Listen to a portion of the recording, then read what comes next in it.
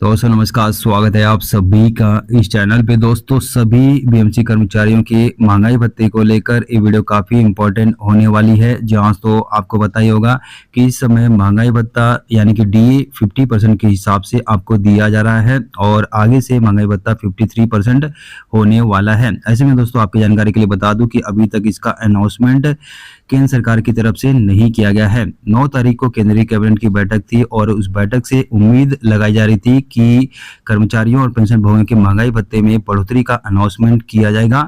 लेकिन कर्मचारियों और पेंशन भोगियों को उस समय निराशा हुई जब केंद्र सरकार ने महंगाई भत्ते का कोई भी अनाउंसमेंट नहीं किया। ऐसे में दोस्तों केंद्रीय कर्मचारियों को जब इसको मिलने में देरी हो रही है तो अब बीएमसी कर्मचारियों को और भी देरी होगी। साथ ही साथ राज्य में विधानसभा चुनाव है तो अब इसमें और भी देरी हो सकती है।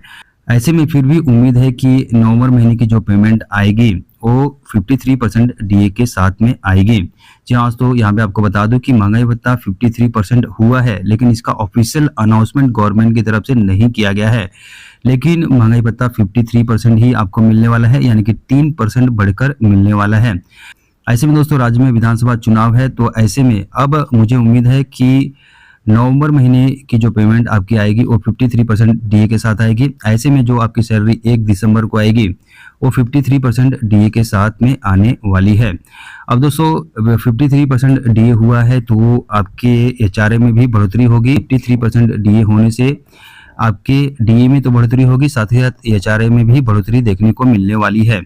ये 200 नियम के हिसाब से जब भी महंगाई भत्ता 50% के ऊपर जाएगा तब आपके एचआरए में 3% की बढ़ोतरी श्योर है। तो ऐसे में दोस्तों अब महंगाई भत्ता 53% हो गया है तो आपका एचआरए 3% बढ़ेगा। एचआरए 3% बढ़ने से और डीए 3% बढ़ने से आपकी सैलरी कितनी बढ़ेगी, चलिए आपको स्क्रीन पे बता देता हूँ। जहाँ तो आप अपनी स्क्रीन पे देख पा रहे हो कि किसी कर्मचारी की बेसिक पे इतनी है तो डीए में 3% बढ़ोतरी होने के बाद 1428 रुपये का फायदा उनको मिलेगा और एचआरए में भी 3% की बढ़ोतरी होगी क्योंकि महंगाई भत्ता 53% हुआ है, 50% को क्रॉस हो चुका है तो एचआरए भी बढ़ेगा। इस प्रकार से आपके डीए और एचआरए में इतनी बढ़ोतरी देखने को मिलेगी। अब दोस्तों इसका जो फायदा है आपको जुलाई से मिलने वाला है तो जुलाई, अगस्त, सितंबर और अक्टूबर, अगर नवंबर महीने की पेमेंट के साथ इसका भुगतान होता है तो 4 महीनों का एरियर भी आपको मिलने वाला है।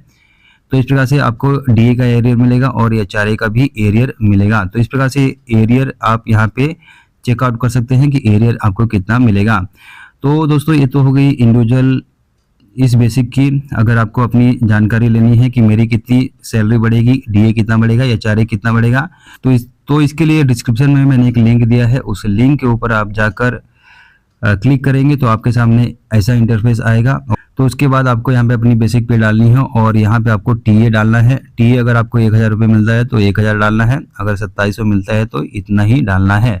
उसके बाद यहाँ पे आपको गो बटन दिखाई देगा, इसके ऊपर आपको क्लिक करना है और क्लिक करने के बाद आपके सामने ऐसा इंटरफेस आ जाएगा। तो आप चेकआउट कर सकते हैं कि आपकी सैलरी कितनी बढ़ेगी और एरियर कितना मिलेगा। एक बार फिर से मैं आपको बता दूं कि नवंबर महीने की जो पेमेंट आएगी उसी के साथ 53% डीए आने वाला है, यानी कि 1 दिसंबर को जो पेमेंट आपकी आएगी उसी के साथ आपको ये फायदा मिलेगा।